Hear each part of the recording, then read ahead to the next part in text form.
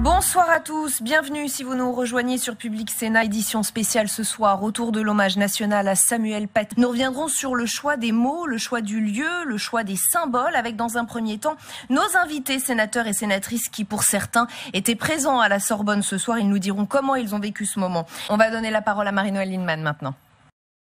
Bon, moi j'entends bien mes collègues qui nous répètent à juste titre leurs propositions de durcissement et d'application des lois. Moi je suis convaincue qu'effectivement il y a un problème d'application des lois en France et qu'aujourd'hui elles ne sont pas... Je prends un exemple d'application des lois qui évidemment ne sont pas forcément en lien avec le terrorisme, mais qui montrent une incompréhension de la société française devant le respect de nos lois. C'est par exemple le nombre de personnes qui sont des femmes en burqa, qui vont chercher les gamins à l'école tous les jours et qui ne sont jamais condamnés puisque c'est interdit d'être sur la voie publique ainsi.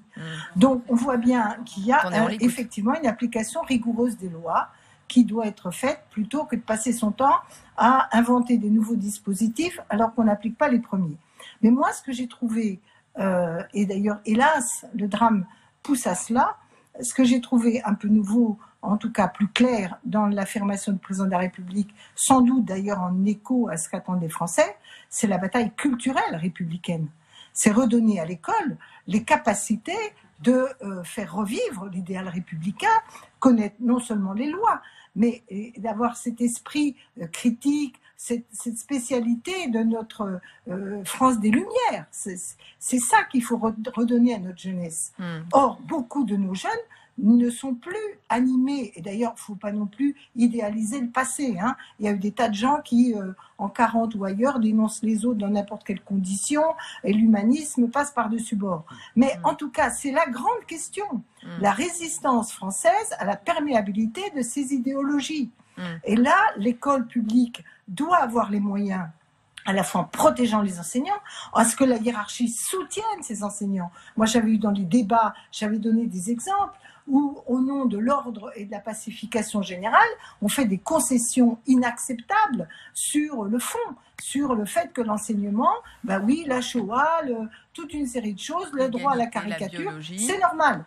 Et la deuxième chose, c'est donc le soutien aux enseignants, mais ça ne pas faire porter sur la seule école tout le poids de la transmission de nos valeurs. Il y a des tas d'autres lieux qui doivent y concourir. L'éducation populaire a été affaiblie d'ailleurs.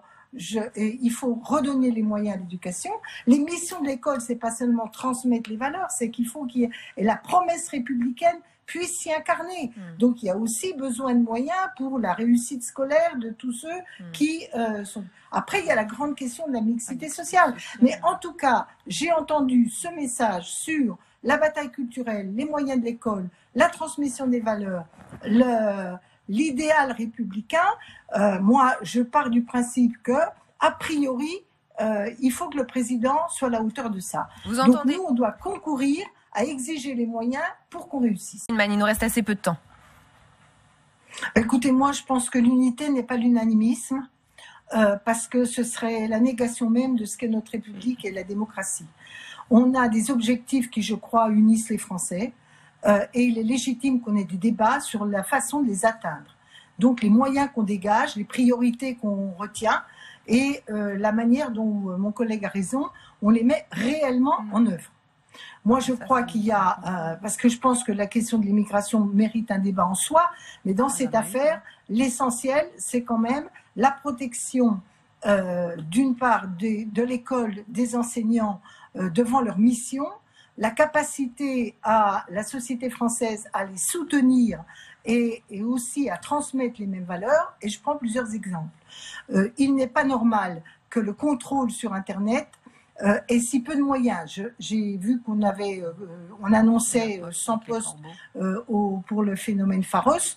Je pense qu'il faut s'interroger sur comment on suit les réseaux sociaux autour des établissements scolaires, parce que vous avez aussi le harcèlement pour des enfants, mais vous avez aussi des pressions. Rappelez-vous la jeune fille qui, j'espère qu'elle est rescolarisée. Donc là, on a tout un travail de dépistage. Elle est rescolarisée, mais en internat. C'est des moyens.